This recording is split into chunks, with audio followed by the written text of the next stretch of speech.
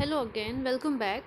We are studying eukaryotic diversity, and today we are going to study about new topic which is about protozoa.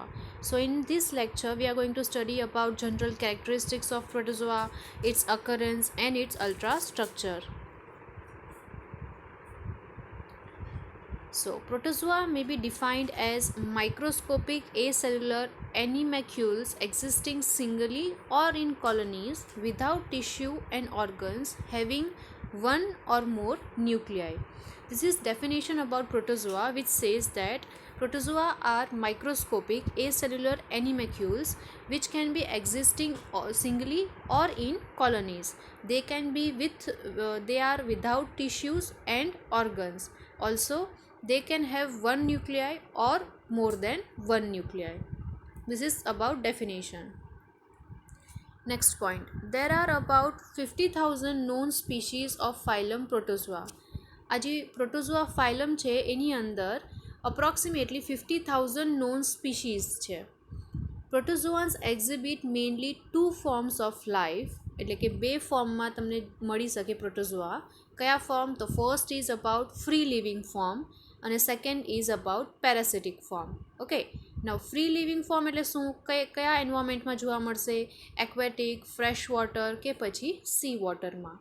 વેરએઝ પેરાસાઇટિક જે form છે લાઈફનો એ તમને એક્ટોપેરાસાઇટ્સ તરીકે જોવા મળશે કે પછી એન્ડોપેરાસાઇટ્સ તરીકે જોવા મળશે. નાઉ પેરાસાઇટ એટલે શું હોય? તો કે એવા ઓર્ગેનિઝમ જે બીજા લિવિંગ સેલના ઉપર ડિપેન્ડ હોય પોતાના ન્યુટ્રિશન માટે, પોતાના સર્વાઈવલ માટે ઓવરઓલ. ઓકે, સો એને આપણે પેરાસાઇટ કહીએ. તો પ્રોટોઝોઆ એક પેરાસાઇટિક લાઈફ ફોર્મમાં પણ જોવા મળે છે અને એમાં બે ટાઈપ્સ છે. એક્ટોપેરાસાઇટ એટલે કે બીજા લિવિંગ સેલના ઉપર રહેતા હોય એવા પ્રોટોઝોઆ, અને એન્ડોપેરાસાઇટ એટલે કે બીજા લિવિંગ સેલની અંદર રહેતા હોય એને આપણે એન્ડોપેરાસાઇટ કહીશું.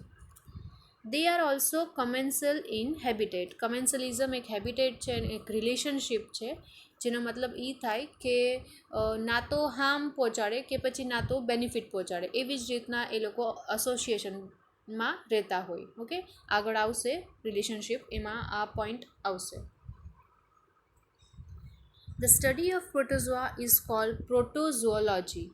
જે પણ પ્રોટોઝોઆની સ્ટડી કરીએ એ ફિલ્ડને આપણે પ્રોટોઝોઓલોજી કહીશું. They are small, usually microscopic, not visualize without a microscope. Small હોય સાઇઝમાં, માઇક્રોસ્કોપિક ઓર્ગેનિઝમ છે. They are the simplest and primitive of all animal. બધા એનિમલ્સમાં સિમ્પલેસ્ટ ફોર્મ હોય આનું. They have a simple body organization. એની જે બોડી ઓર્ગનાઇઝેશન છે એ પણ એકદમ સિમ્પલ હોય છે.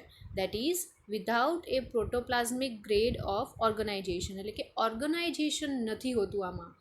જેમ એનિમલ્સની અંદર ઓર્ગનાઇઝેશન હોય, ફોર એક્ઝામ્પલ તમને સમજાવવા માટે કહું તો સેલ્સ હોય, બહુ બધા સેલ્સ ભેગા આવીને ગ્રુપ ઓફ સેલ્સને આપણે ટિશ્યુ કહીએ, રાઈટ. ગ્રુપ ઓફ ટિશ્યુને આપણે શું કહીએ? એમાંથી ટિશ્યુઝમાંથી શું બને? ઓર્ગન બને. બહુ બધા ઓર્ગન ભેગા થઈને આખી એક સિસ્ટમ બનાવે, અને બહુ બધી સિસ્ટમ ભેગી થઈને આખું એક હ્યુમન બોડી કે એનિમલ બોડી બનાવે, રાઈટ. આને આપણે ઓર્ગનાઇઝેશન કહીએ. તો કેમ કે પ્રોટોઝોઆ સિમ્પલેસ્ટ ફોર્મ છે એટલા માટે એની અંદર કોઈપણ જાતનું ઓર્ગનાઇઝેશન નથી હોતું. The body is unicellular without tissue and organs. એની જે બોડી હોય એ એક જ સેલની બનેલી હોય, યુનિસેલ્યુલર હોય, અને એનો કહેવાનો મતલબ જ એ છે કે ટિશ્યુ કે ઓર્ગન્સ ના હોય. They have one or more nuclei which are monomorphic or dimorphic. Protozoa પાસે કાં તો એક ન્યુક્લિયાઈ હોઈ શકે, એને આપણે મોનોમોર્ફિક કહીશું. એકથી વધારે હોય, બે ન્યુક્લિયાઈ હોય તો ડાયમોર્ફિક કહીશું. Body naked or bounded by a pellicle. બહારનો જે સરફેસ હોય એની વાત કરીએ છીએ, જેને પેલિકલ કહેવાય. But in some forms may be covered with shells and often provided with an internal skeleton. અમુક સ્પીશીઝની અંદર એની જે બોડી હોય છે, પ્રોટોઝોઆની બોડી હોય, એક પ્રોટેક્ટિવ કવરિંગના અંદર હોય છે, જેને આપણે શેલ કહીએ. ઓકે, અને અમુક વખતે સ્કેલેટન, ઇન્ટરનલ સ્કેલેટન પણ જોવા મળ્યા છે. દે આર સોલિટેરી એટલે કે એક્ઝિસ્ટિંગ અલોન ઓર સિંગલ ઓર કોલોનિયલ, એટલે કે પ્રોટોઝોઆ સિંગલી પણ જોવા મળ્યા છે, એટલે અલોન લિવિંગ ફ્રી લિવિંગ ફોર્મમાં પણ જોવા મળ્યા છે, અને કોલોનીના ફોર્મમાં પણ જોવા મળ્યા છે. કોલોનિયલ એટલે શું? તો કે ગ્રુપ ઓફ ઓર્ગેનિઝમ, બરાબર. બહુ બધા પ્રોટોઝોઆ એક ગ્રુપમાં, એક ક્લસ્ટરમાં પણ રહી શકે, સર્વાઈવ કરી શકે. બોડી શેપ વેરિયેબલ્સ મે બી સ્પેરિકલ, ઓવલ, એલોંગેટેડ ઓર ફ્લેટેન્ડ. બોડીના શેપના વિશે છે કે એની જે શેપ્સ હોય સ્પેરિકલ હોઈ શકે, ઓવલ શેપ હોઈ શકે, એલોંગેટેડ હોઈ શકે કે પછી ફ્લેટેન્ડ હોઈ શકે. બોડી સિમેટ્રી આઈધર નન ઓર બાયલેટરલ ઓર રેડિયલ ઓર સ્પેરિકલ. બોડીની જે સિમેટ્રી હોય, કાં તો સિમેટ્રી સાવ હોય જ નહીં, કે પછી અગર છે સિમેટ્રી તો બાયલેટરલ ટાઈપની હશે, કે પછી રેડિયલ ટાઈપની હશે, કે પછી સ્પેરિકલ ટાઈપની હશે. Body form usually constant, varied in some while changing with environment or age in many. બોડીનું જે ફોર્મ છે એ અમુક ટાઈમે એ લોકો ચેન્જ કરી શકે. મોસ્ટલી કોન્સ્ટન્ટ જ હોય થ્રુઆઉટ લાઈફ. એની બોડીનું જે ઓર્ગનાઇઝેશન હશે, કે જે એનું ફોર્મ છે, સ્ટ્રક્ચર છે, એ થ્રુઆઉટ લાઈફ કોન્સ્ટન્ટ રહેશે. બટ અમુક વખતે ક્યારેક ચેન્જીસ આવે એન્વાયરમેન્ટમાં, કે પછી એના એજના લીધે એ ચેન્જ થઈ શકે. Body protoplasm is differentiated into an outer ectoplasm and inner endoplasm. જે અંદરનો સાઇટોપ્લાઝમ કહીએ આપણે, જેલ જેવું હોય, રાઈટ, એને તમે બે પાર્ટમાં ડિફરન્શિએટ કરી શકો. બહારનો પાર્ટ જેને એક્ટોપ્લાઝમ કહેવાય, અને અંદરનો પાર્ટ જેને એન્ડોપ્લાઝમ કહેવાશે. The outer ectoplasm is jelly-like and the inner endoplasm is fluid-like. જે બહારનો પાર્ટ છે જેને આપણે એક્ટોપ્લાઝમ કહીએ, એ કેવો હોય? જેલી જેવો હોય, જેલ જેવો હશે. ઓકે. અને જે અંદરનો એન્ડોપ્લાઝમ હોય એ કેવો હશે? ફ્લુઇડ જેવો હશે, લિક્વિડ, એકદમ લિક્વિડ પાર્ટ જેવો હશે. The single cell body performs all the essential and vital activities which characterize the animal body. એક જ સેલના હોય પ્રોટોઝોઆ, યુનિસેલ્યુલર હોય, બટ એ બધા જ type of activities, vital activities એટલે ઇમ્પોર્ટન્ટ એક્ટિવિટીઝ પરફોર્મ કરી શકે એવી કેપેસિટી હોય છે. Locomotory organs are fingers like pseudopodia, whip like flagella, hair like cilia or none. Locomotory organ એટલે કે મૂવમેન્ટ કરવાવાળા ઓર્ગન્સની વાત થાય છે. કાં તો સાવ હશે જ નહીં, અને કાં છે અગર લોકોમોટરી ઓર્ગન્સ છે તો કેવા હશે? ફિંગર જેવા સ્યુડોપોડિયા હશે, વિપ જેવા ફ્લેજેલા હશે, કે પછી હેર જેવા સિલિયા હશે, જે પ્રોટોઝોઆને મૂવમેન્ટ કરવામાં હેલ્પ કરશે. ન્યુટ્રિશન મે બી હોલોઝોઇક એટલે કે એનિમલ જેવું, હોલોફાઇટિક એટલે કે પ્લાન્ટ જેવું, કે પછી સેપ્રોઝોઇક ઓર પેરાસાઇટિક. આગળ ડિટેલમાં સ્ટડી કરશું. Digestion occurs intracellularly which take place inside the food vacuoles. જે ડાયજેશનની વાત છે એ કઈ રીતના થાય? ઇન્ટ્રાસેલ્યુલરલી, કે સેલની અંદર થશે. પ્રોટોઝોઆની જે બોડી છે એના અંદર ડાયજેશન થશે, અને ક્યાં એકચ્યુઅલી? તો કે ફૂડ વેક્યુલ્સ હોય એની અંદર થશે. Respiration occurs by diffusion through general body surface. રેસ્પિરેશનની અગર વાત કરીએ તો એનો જે બોડી સરફેસ હોય એમાંથી જ એક્સચેન્જ થશે, ગેસ વગેરે જે પણ છે એ બોડી સરફેસ ઉપરથી જ ડિફ્યુઝ થશે. Excretion occurs through the general body surface. જે રીતના રેસ્પિરેશન થાય છે એ જ રીતના એક્સક્રીશન પણ થશે through body surface. But in some forms through a temporary opening in the ectoplasm or through a permanent pore called cytophage. અમુક વખતે અમુક સ્પીશીઝ જે છે પ્રોટોઝોઆની એની વાત કરીએ છીએ, એની અંદર એક્સક્રેશન કઈ રીતના થશે? તો ટેમ્પરરી ઓપનિંગ બની જાય, અમુક ટાઈમ માટે ઓપનિંગ બની જશે. ક્યાં? એક્ટોપ્લાઝમમાં. અને એમાંથી જે પણ વેસ્ટ મટીરિયલ છે એ બહાર નીકળી જશે. ઓકે. કે પછી એક પરમનન્ટ પોર હોય જેને આપણે સાઇટોફાઇજ કહીએ. Contractile vacuoles perform osmoregulation in freshwater forms and also help in removing excretory products. પ્રોટોઝોઆના અંદરની વાત છે, એક સ્ટ્રક્ચર હોય છે જેને કોન્ટ્રેક્ટાઇલ વેક્યુલ કહીએ. ફાઇન. એ શું કામે હોય? એનું ફંક્શન શું છે? તો કે ઓસ્મો રેગ્યુલેશનમાં એનું ફંક્શન છે. કેમ કે પ્રોટોઝોઆ અગર ફ્રેશ વોટરમાં મળે છે તો ઓસ્મોટિક બેલેન્સ રાખવું જરૂરી છે. ઓકે. અને એ ઓસ્મોટિક બેલેન્સ રાખવા માટે કોણ હેલ્પ કરશે? કોન્ટ્રાક્ટાઇલ વેક્યુલ્સ હેલ્પ કરશે. અને સાથે સાથે અમુક વેસ્ટ પ્રોડક્ટને બારે રિમૂવ કરવામાં પણ હેલ્પ કરશે, એટલે કે હેલ્પ ઇન રિમૂવિંગ એક્સક્રીટરી પ્રોડક્ટ્સ. નાવ રિપ્રોડક્શનની અગર વાત કરીએ બ્રીફલી તો બે ટાઈપ છે, એસેક્સ્યુઅલ રિપ્રોડક્શન અને સેક્સ્યુઅલ રિપ્રોડક્શન. એસેક્સ્યુઅલમાં કયા મેકેનિઝમ્સ છે? બાઇનરી ફ્યુઝન કે પછી મલ્ટિપલ ફ્યુઝન, બડિંગ, સ્પોર્યુલેશન એક્સેટ્રા. વેરએઝ સેક્સ્યુઅલ રિપ્રોડક્શનની અગર વાત કરીએ તો એની અંદર કોન્જુગેશન છે, ગેમેટ ફોર્મેશન છે et cetera. The life cycle often complicated with alteration of asexual and sexual phases. એટલે કે પ્રોટોઝોઆની જે લાઈફ સાયકલ છે એમાં એ લોકો ચેન્જ કરી શકે, કયા ટાઈમે એને સેક્સ્યુઅલ રિપ્રોડક્શન કરવું છે, કયા ટાઈમે અસેક્સ્યુઅલ રિપ્રોડક્શન કરવું છે, અને આના લીધે જ એની જે લાઈફ સાયકલ છે એ થોડીક કોમ્પ્લિકેટેડ છે. Size varies from 2 microns to 250 microns. હવે સાઇઝની અગર વાત કરીએ તો એની જે સાઇઝની રેન્જ છે 2 માઇક્રોન્સથી લઈને 250 માઇક્રોન સુધી હોઈ શકે. Leishmania and plasmodium are the smallest protozoa known so far. Very important point. એકદમ સ્મોલેસ્ટ પ્રોટોઝોઆન કયા છે? લેશમાનિયા અને પ્લાઝ્મોડિયમ. એવી જ રીતના લાર્જેસ્ટ પ્રોટોઝોઆ કયા છે? અમીબા અને પેરામોશિયમ.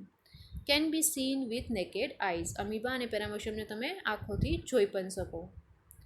Body shape is determined by the consistency of cytoplasm, limiting membranes of the body, shells and skeleton.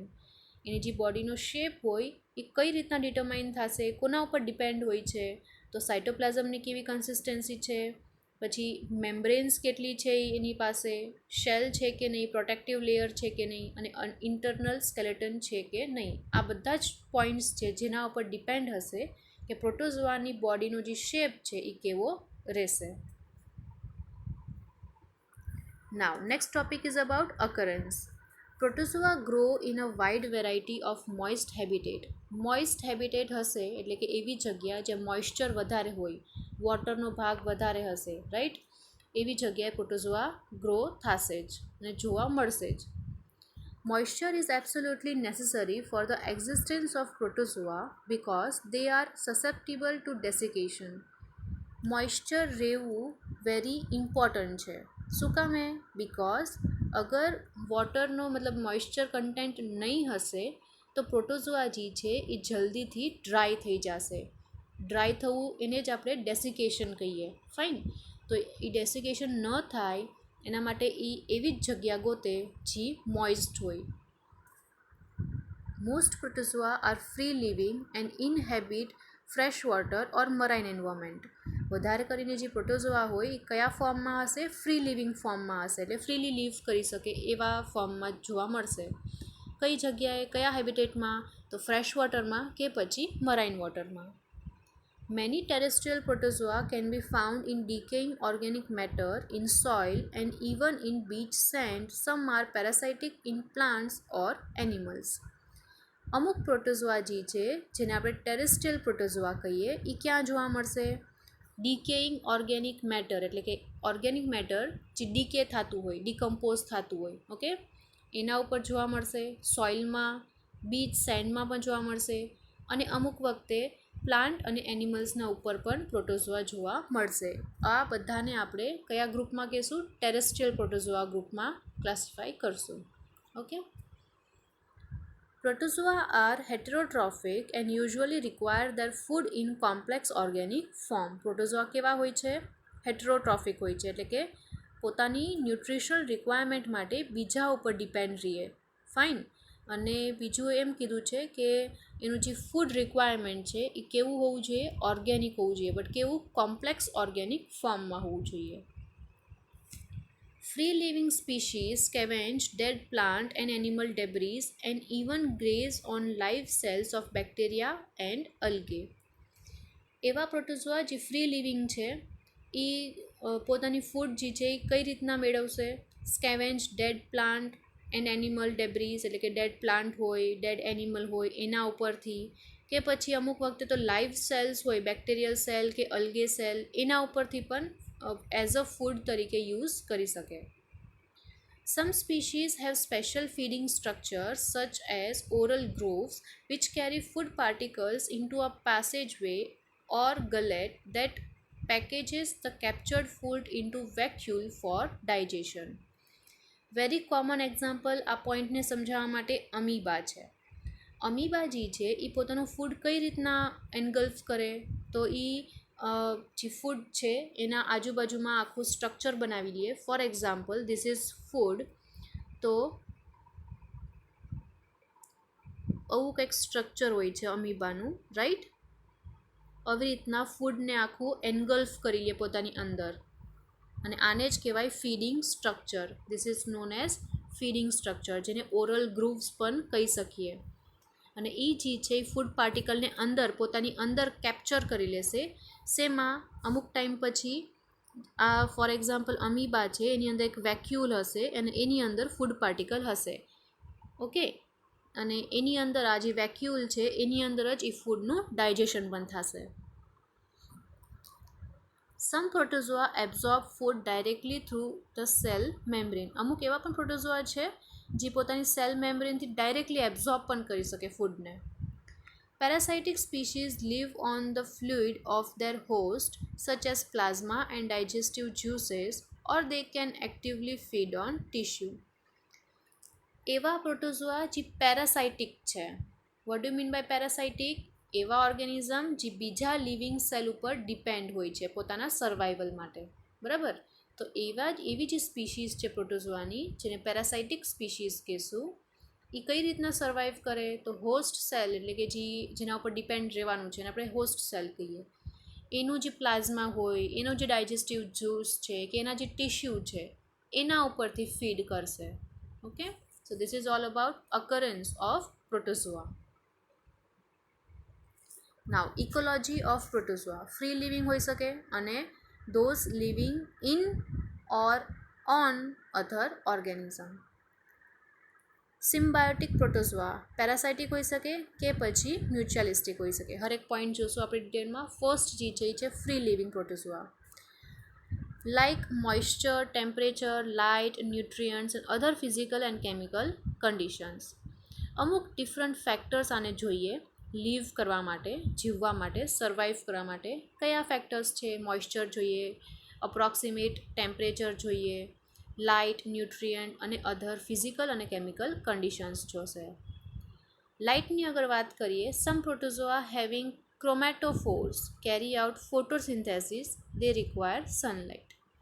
અમુક પ્રોટોઝોઆ પાસે કેપેસિટી હોય છે શું કરવાની? ફોટોસિન્થેસિસ પ્રોસેસ કરવાની. અને અગર ફોટોસિન્થેસિસ પ્રોસેસ કરવો હોય તો એને શું જોશે? સનલાઇટ જોશે, બરાબર. Next, hydrogen ion concentration.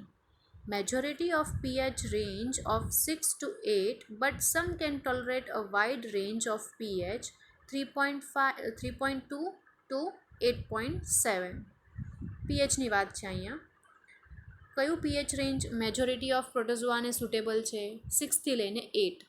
But અમુક એવા પણ પ્રોટોઝોઆ છે જેની pHની રેન્જ બહુ મોટી હોય છે. 3.2થી સ્ટાર્ટ થાય ને 8.7 ખતમ થશે. Next topic is about nutrients. Nutrient supply in a habitat is a major determining factors in the distribution and number of protozoa within it. જે પણ જગ્યાએ પ્રોટોઝોઆ ગ્રો થાય છે કે સર્વાઈવ કરે છે કે લીવ કરે છે, એ જગ્યાએ એ હેબિટેટમાં કેટલા અમાઉન્ટમાં ન્યુટ્રિયન્ટ્સ પ્રેઝન્ટ છે, કેટલા અમાઉન્ટમાં ન્યુટ્રિયન્ટ્સ ત્યાં મળે છે, સપ્લાય થાય છે, વેરી ઇમ્પોર્ટન્ટ ફેક્ટર છે.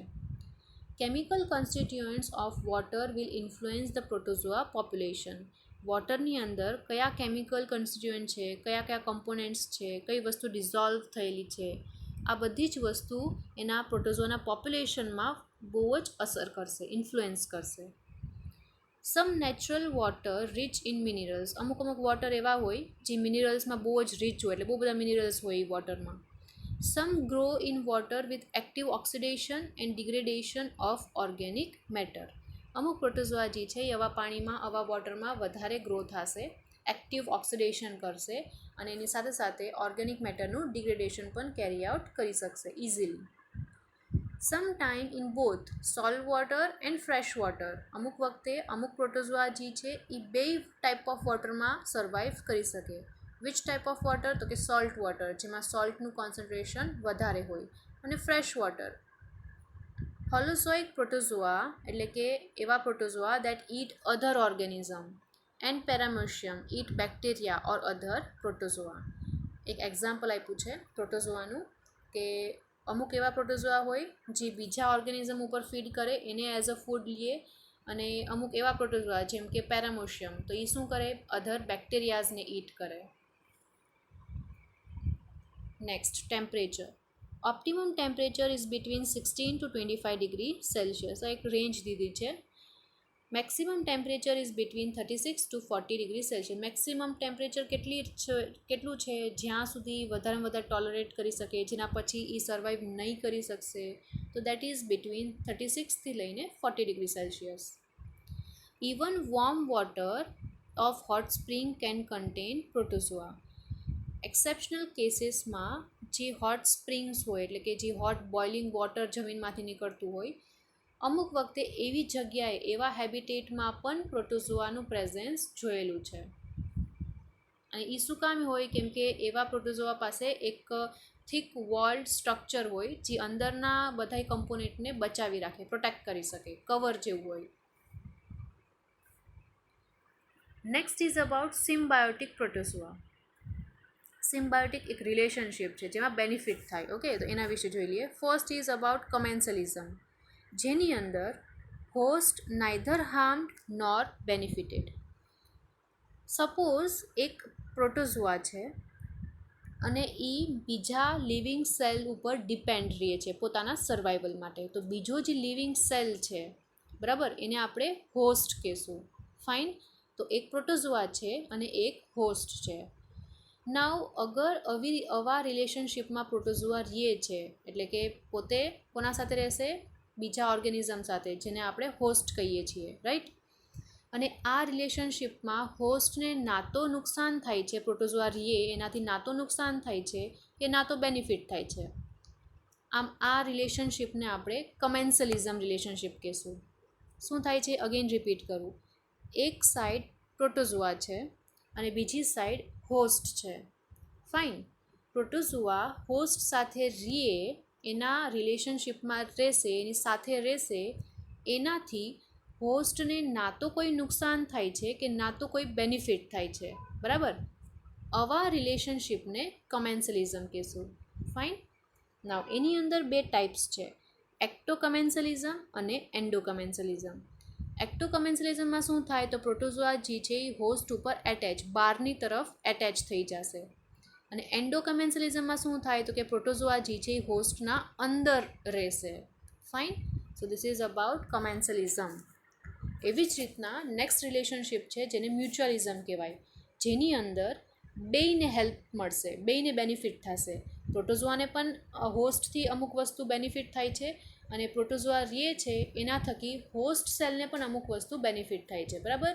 એટલે બેયને બેનિફિટ થાય એવા રિલેશનશિપને મ્યુચ્યુઅલિઝમ કહેશું. Helps each other. એના માટે એક એક્ઝામ્પલ છે. Certain flagellates present in gut of termites and digest the woody material eaten by the termite to a glycogenous substance which can be used by the host cell. અમુક ફ્લેજેલેટ્સનું example આપ્યું છે, જે ફ્લેજેલેટ્સ protozoa છે જે ટર્માઇટ્સના અંદર રહે. Okay, સો ટર્માઇટ્સ શું થશે, હોસ્ટ થશે. આ બેયનું અગર એસોસિએશન, આ બેય એકસાથે રહે, એનાથી બેયને ફાયદો થાય છે. ઇફ ટર્માઇટ્સ આર ડિપ્રાઇવ્ડ ઓફ ફ્લેજેલેટ્સ, એટલે અગર ટર્માઇટ્સ ફ્લેજેલાથી દૂર થઈ જશે, દે ડાઈઝ, તો એ લોકો મરી જશે. શું કામે, કેમ કે ફ્લેજેલેટ્સ જ હતા, પ્રોટોઝોઆ જ હતા જે ટર્માઇટ્સને હેલ્પ કરતા હતા. શું, તો કે મટીરિયલ ડાયજેસ્ટ કરવા માટે, બરાબર. અગર ફ્લેજેલેટ્સ ડાયજેસ્ટ કરી જ નહીં શકશે તો ટર્માઇટ જીવી નહીં શકે. ઓકે, એટલા માટે આ બેયનું એસોસિએશન જે છે એ વેરી ઇમ્પોર્ટન્ટ છે. અને આ રિલેશનશિપને શું કહેવાશે, mutualism. Next is about parasitism, એટલે કે organism lives at the expense of other. પેરાસાઇટિઝમવાળું જે રિલેશનશિપ છે એની અંદર એક સાઈડ પ્રોટોઝોઆ છે અને એક સાઈડ હોસ્ટ છે, બરાબર. પ્રોટોઝોઆ અગર હોસ્ટની સાથે રહે, એનાથી હોસ્ટને નુકસાન થતું હોય, આવા રિલેશનશિપને પેરાસાઇટિઝમ કહેવાય. The parasite feed on host cell, host cell ઉપર પેરાસાઇટ જે છે એ ફીડ કરશે અને એના લીધે હોસ્ટને નુકસાન થશે. ઓકે, સો બેસિકલી 3 ટાઈપની રિલેશનશિપ છે. ફર્સ્ટ કમેન્સલિઝમ, જેમાં પ્રોટોઝોઆ અગર હોસ્ટ સાથે રહે છે તો હોસ્ટને ના તો નુકસાન થાય છે કે ના તો બેનિફિટ થાય છે. સેકન્ડ મ્યુચ્યુઅલિઝમ છે, જેની અંદર પ્રોટોઝોઆ અગર હોસ્ટ સાથે રહે તો એમાં બેયનો ફાયદો છે, બેયને બેનિફિટ થતું હોય. અને થર્ડ ટાઈપની જે રિલેશનશિપ છે એમાં અગર પ્રોટોઝોઆ હોસ્ટ સાથે રહે તો હોસ્ટને નુકસાન પહોંચાડે છે, હાર્મફુલ ઇફેક્ટ પહોંચાડે છે. This is known as parasitism. Fine. Now, next topic is about ultrastructure. પ્રોટોઝોઆનું અલ્ટ્રાસ્ટ્રક્ચરના વિશે જોઈ લઈશું, કેવું સ્ટ્રક્ચર હોય.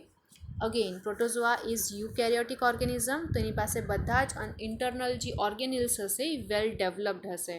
Fine. Now first of all pellicle એટલે શું?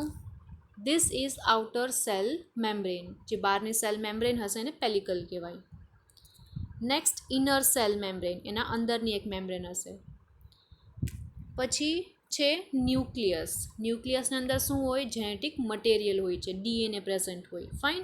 Genetic material is contained in the nucleus of the organism. Next food particles. Many protozoa can ingest small food particles. Food particles અંદર એ લઈ લેશે એટલે એ પણ હશે, જોવા મળશે તમને. Next is about flagellum. Flagellum એટલે શું? જે મૂવમેન્ટમાં હેલ્પ કરશે, right. Some protozoa have one or more whip-like tails called flagella, which are used for locomotion. ફ્લેજેલાના નંબર ડિપેન્ડ કરે કોના ઉપર? કઈ સ્પીશીઝ છે પ્રોટોઝોઆની. એક ફ્લેજેલા પણ હોઈ શકે, એકથી વધારે પણ હોઈ શકે, બટ અલ્ટિમેટલી શેમાં હેલ્પ કરશે? એના મૂવમેન્ટ કરવા માટે, લોકોમોશનમાં હેલ્પ કરશે. નેક્સ્ટ છે જે છે cytoplasm. The fluid cytoplasm contains dissolved food and chemicals needed for cell to function in addition to waste product. સાઇટોપ્લાઝમની અંદર જ બીજા બધા ઓર્ગેનલ્સ પણ પ્રેઝન્ટ હશે અને એની સાથે સાથે જ ફૂડ પાર્ટિકલ પણ પ્રેઝન્ટ હશે, અમુક વેસ્ટ મટીરિયલ પણ પ્રેઝન્ટ હશે. ઓકે. નેક્સ્ટ છે જે છે માઇટોકોન્ડ્રિયા. ઓફકોર્સ માઇટોકોન્ડ્રિયા હશે because it is power house of cell, right. ત્યાં જ એનર્જી પ્રોડક્શન થાય. Protozoa have a number of mitochondria, બહુ બધા માઇટોકોન્ડ્રિયા હોય, which produce energy needed by cell to function. સેલને એનર્જીની જરૂર પડે, બરાબર. શું કામે જરૂર પડશે? બહુ બધા ફંક્શન્સ કેરી આઉટ કરવા હોય, બહુ બધી એક્ટિવિટીઝ કરવી હોય એના માટે, અને એ એનર્જીનું પ્રોડક્શન માઇટોકોન્ડ્રિયામાં થશે. અને લાસ્ટ જે છે એન્ડોપ્લાઝમિક રેટિક્યુલમ, જેને આપણે શોર્ટ ફોર્મમાં ER કહીએ. Sorry, this is ER. Okay, endoplasmic reticulum. This structure makes and transport protein. Endoplasmic રેટિક્યુલમનું કામ શું હોય? તો પ્રોટીન બનાવવાનું અને પછી પ્રોટીનને ટ્રાન્સપોર્ટ કરવાનું. આખા સેલમાં જે પણ જગ્યાએ જરૂર હોય ત્યાં એ પ્રોટીનને પહોંચાડવાનું કામ. ફાઇન. તો this is all about overview of structure of protozoa. Now cytoplasm. It is homogeneous substance consisting of globular protein molecules. Homogeneous હોય એટલે કે બધે સેમ હશે આખા સેલની અંદર, પ્રોટોઝોઆના સ્ટ્રક્ચરની અંદર, અને એની અંદર અમુક ગ્લોબ્યુલર પ્રોટીન મોલિક્યુલ્સ પણ પ્રેઝન્ટ હશે. Pigments are diffuse throughout the cytoplasm. અમુક વખતે અમુક ટાઈપ્સ હોય છે પ્રોટોઝોઆના જેની અંદર પિગમેન્ટ્સ પણ પ્રેઝન્ટ હોય. અને પિગમેન્ટ્સ એટલે શું? કલર. તો એ કલર પિગમેન્ટ્સ કયા કયા ટાઈપના હોઈ શકે? Green, brown, blue, purple or rose. Structures in cytoplasm include, એટલે કે સાઇટોપ્લાઝમની અંદર કયા બીજા સ્ટ્રક્ચર્સ, કયા બીજા ઓર્ગેનલ્સ હોય? ER એટલે કે endoplasmic reticulum, ribosomes, Golgi complex, mitochondria, food vacuoles, nuclei, et cetera.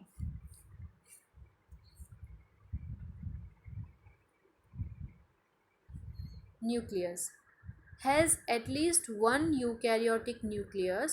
Many have multiple nuclei. At least ઓછામાં ઓછું એક ન્યુક્લિયસ તો પ્રેઝન્ટ હશે જ, because it is eukaryotic organism. Okay.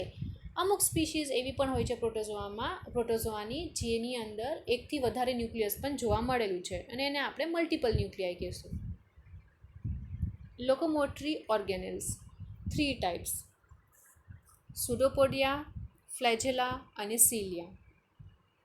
પ્રોટોઝોઆની movement માટે 3 સ્ટ્રક્ચર છે. ફર્સ્ટ સુડોપોડિયા છે, સેકન્ડ ફ્લેજેલા અને third cilia. Pseudopodia is temporary projection of part of cytoplasm. Pseudopodia જે છે એ ટેમ્પરરી સ્ટ્રક્ચર છે, એટલે જ્યારે જરૂર હોય ત્યારે જ એ સ્ટ્રક્ચર બને. અને શેમાંથી બનશે? તો સાયટોપ્લાઝમમાંથી જ બનશે. ઓકે, એટલા માટે કીધું છે કે સુડોપોડિયા ઇઝ ટેમ્પરરી પ્રોજેક્શન, ટેમ્પરરી હોય, ઓફ પાર્ટ ઓફ સાયટોપ્લાઝમ. શેમાંથી? તો કે સાયટોપ્લાઝમમાંથી જ બનશે. નાઉ this is diagram in which you can see different types of pseudopodia. First is lobopodia, second philopodia, third is exopodia અને fourth reticulopodia. ઓકે, અલગ અલગ types છે સુડોપોડિયાના.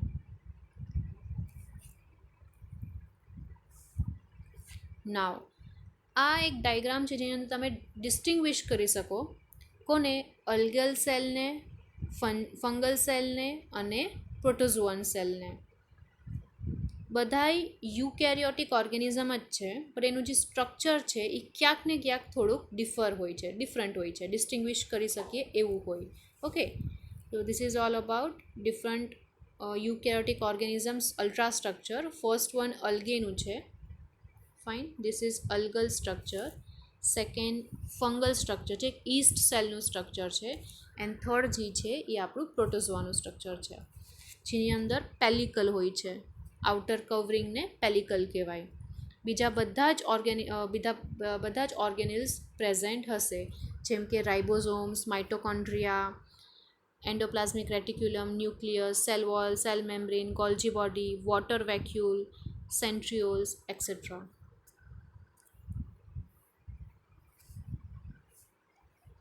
Now, next topic is about nutrition. Nutrition in protozoa is heterotrophic. Heterotrophic mode of nutrition છે, બરાબર? કેમ કે એ બીજા ઉપર ડિપેન્ડ હોય. They obtain cellular energy from organic substances such as proteins. Organic substance જેમ કે પ્રોટીન્સ, એમાંથી પોતાની જે એનર્જી છે એ ઓપ્ટેન કરે, મેળવે. Protozoa engulf and ingest their food sources. જે પણ એનું ફૂડ છે એને એ પહેલાં તો એનગલ્ફ કરશે અને એના પછી ઇન્જેસ્ટ કરશે અને પછી ડાયજેશનનો પ્રોસેસ કેરી આઉટ કરશે. ફર્સ્ટ મેકેનિઝમ ઇઝ હોલોઝોઇક કે પછી zootrophic. Like animals on solid food. આ મેકેનિઝમમાં પ્રોટોઝોઆ જે છે એ એનિમલ્સના જેમ જ સોલિડ ફૂડ ઉપર ડિપેન્ડ હોય. It consist of micro organism like કયા સોલિડ ફૂડ? તો કે માઇક્રો ઓર્ગેનિઝમ્સ જ હોય. કયા? Examples are bacteria, diatoms, larvae, other protozoa, algae etcetera. Now steps કયા છે? તો first is ingestion, also cold as ફેગોસાઇટોસિસ. ફેગોસાઇટોસિસ પણ કહી શકો.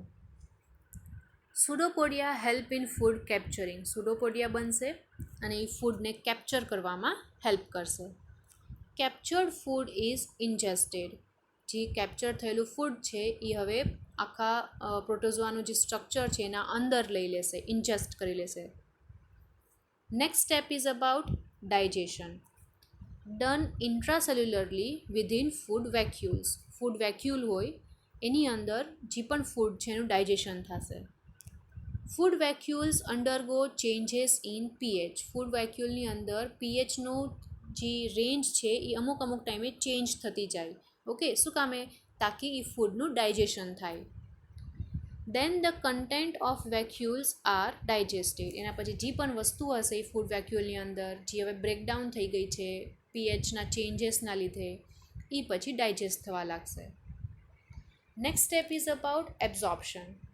ડાયજેસ્ટેડ food from food vacuole is diffused out into the endoplasm. હવે ડાયજેસ્ટ થયેલું જે ફૂડ મટીરિયલ છે હવે એ ફૂડ વેક્યુલથી બહારે આવી જશે, ડિફ્યુઝ થઈ જશે. ક્યાં? એન્ડોપ્લાઝમમાં. Excess food is stored. અમુક વખતે અગર એક્સેસ એટલે કે વધારે અમાઉન્ટમાં ફૂડ આવી ગયું હોય તો જે નથી જરૂર એ જે ફૂડ હોય એ પછી એ લોકો સ્ટોર કરી લેશે, આગળ ફ્યુચર ટાઈમમાં જ્યારે જરૂર પડે તો ત્યારે યુઝ કરી શકે એટલા માટે. Last step is about egestion. Undigestible remains of food are egested out from the body at any surface. એવું મટીરિયલ જે ડાયજેસ્ટ નથી થઈ શક્યું જેને આપણે વેસ્ટ મટીરિયલ કહીએ, એ બોડી સરફેસ ગમે એ બોડી સરફેસથી બારે રિમૂવ થઈ જશે, રિલીઝ થઈ જશે. Okay, so this are basic steps જે ફોલો અપ થાય અને એના પછી પ્રોટોઝોઆ જે છે એ પોતાનું ન્યુટ્રિશન મેળવે. Okay, so first step is about injection, જેની અંદર સુડોપોડિયાના હેલ્પથી ફૂડને કેપ્ચર કરશે. સેકન્ડ છે ડાયજેશન, ફૂડ વેક્યુલ્સની અંદર ડાયજેશન થશે. થર્ડ સ્ટેપ છે એબ્ઝોર્પ્શન, ડાયજેસ્ટેડ ફૂડ હોય એનું પછી ડિફ્યુઝન થાય અને એબ્ઝોર્બ કરી લે, જેટલા પણ ન્યુટ્રિશન હોય એ બધા એબ્ઝોર્બ થઈ જાય અને જે એક્સ્ટ્રા ફૂડ છે એ પછી સ્ટોર થઈ જશે. લાસ્ટ સ્ટેપ ઇઝ અબાઉટ ઇજેશન, એમાં જે પણ વેસ્ટ મટીરિયલ છે, અનડાયજેસ્ટેબલ રિમેન્સ છે ફૂડનું, એ બધું બારે રિમૂવ થઈ જશે. ઓકે, ઇજેક્ટ થઈ જશે. નાવ નેક્સ્ટ મેકેનિઝમ છે જે છે પિનોસાઇટોસિસ. It is related to ingestion of liquid food by invagination of general body surface. પહેલો મેકેનિઝમ જે જોયો એ ફેગોસાઇટોસિસ જેવો હતો, જેમાં સોલિડ ફૂડને અંદર લેતું હતું. અને આ સેકન્ડ મેકેનિઝમ છે જે પિનોસાઇટોસિસ છે, આની અંદર લિક્વિડ ફૂડને અંદર લેવાની વાત કરીએ છીએ. જ્યારે લિક્વિડ ફૂડ આપણે અંદર લઈએ, સેલની અંદર આવે, એ મેકેનિઝમને પિનોસાઇટોસિસ કહેવાશે. It may occur at any part of body. પિનોસાઇટોસિસનો પ્રોસેસ ગમે પાર્ટ, ગમે જગ્યાએ, ગમે પોઝિશન ઉપર થઈ શકે. This process is induced in presence of certain salts and some proteins. પિનોસાઇટોસિસનો જે પ્રોસેસ છે એ ક્યારે સ્ટાર્ટ થશે? જ્યારે આજુબાજુમાં અમુક સર્ટન સોલ્ટ પ્રેઝન્ટ હશે અને અમુક સર્ટન પ્રોટીન્સ પ્રેઝન્ટ હશે, ત્યારે આ પ્રોસેસ કેરી આઉટ થશે. નેક્સ્ટ મેકેનિઝમ છે જે છે ઓટોટ્રોફિક કે પછી હોલોફાઇટિક. Protozoa with chlorophyll can manufacture complex organic food by process of photosynthesis. અમુક એવા પ્રોટોઝોઆ છે જેની પાસે ક્લોરોફિલ હોય, એટલે કે ફોટોસિન્થેટિક પિગમેન્ટ પ્રેઝન્ટ હોય છે. તો એ લોકો શું કરશે? સનલાઇટને યુઝ કરીને પોતે જાતે જ ફોટોસિન્થેસિસનો પ્રોસેસ કેરી આઉટ કરશે અને એ પ્રોસેસ કરીને અમુક કોમ્પ્લેક્સ ઓર્ગેનિક ફૂડ પોતે જાતે જ બનાવી લેશે. ઓકે, તો આ મોડને આપણે ઓટોટ્રોફિક કહી શકીએ કે પછી હોલોફાઇટિક કહી શકીએ, પ્લાન્ટ જેવું. ઓકે, ફર્સ્ટ જે મેકેનિઝમ હતું હોલોઝોઇક, એ એનિમલ જેવું હતું. અને આ જે મેકેનિઝમ છે હોલોફાઇટિક, એ પ્લાન્ટ્સ જેવું હશે. Last mechanism saprozoic nutrition. Some absorb complex organic substances in solution through the body surface by process of osmosis called osmotrophy.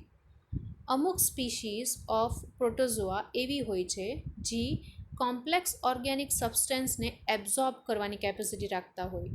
Absorb ક્યાંથી કરશે? બોડી સરફેસથી જ એબ્ઝોર્બ કરશે. અને કયો પ્રોસેસ યુઝ કરશે? ઓસ્મોસિસવાળો પ્રોસેસ યુઝ કરશે. અને આ મેકેનિઝમને શું કહેવાશે? ઓસ્મોટ્રોફી. અને આવા ઓર્ગેનિઝમ, આવા પ્રોટોઝોઆ જે આ ઓસ્મોટ્રોફી કરી શકે છે, એવા પ્રોટોઝોઆને આપણે સેપ્રોઝોઇક કહેશું. Fine. So this is all about different modes of nutrition which are followed by different species of protozoa. Thank you for watching.